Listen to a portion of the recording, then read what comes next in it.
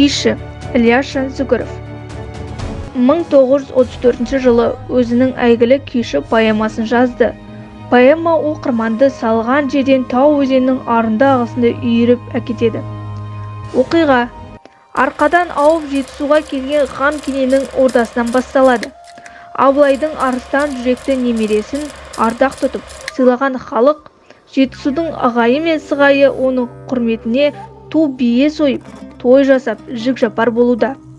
Сарыүйсін руынан шыққан салт атты сабау қамшылы бір жігіт сондай той думанның біріне тап болады. Бар жақыны жар дегенде жалғыз анасы ғана. Сарыүйсінде жиналған хан мен қыраны тамсандырады.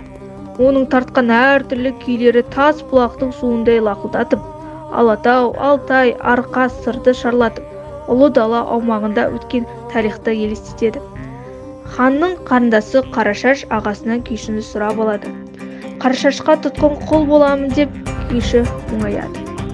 Біраз уақыт өткеннен кейін күйшінің жүрегінде ғашықтық отын жандырып, құштарлық сезімін лаулатады.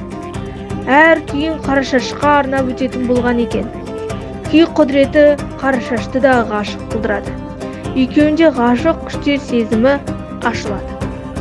Бір уақытта хан Алатауға беттеледі.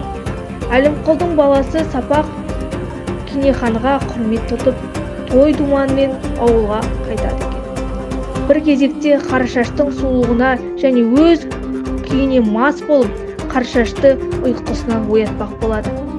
Қарашаш қатты ызаланып ашуға беріліп, Әлімқұлдың ұлы Сапаққа аттанады екен. Өз қолымен жазалайды. Қарашаштың жауыздығын көріп, күйшінің барлық сезімі ғайып болады. Міне, оқиғаның соңы бостандықпен бітіп, күйші өз жеріне қайтады.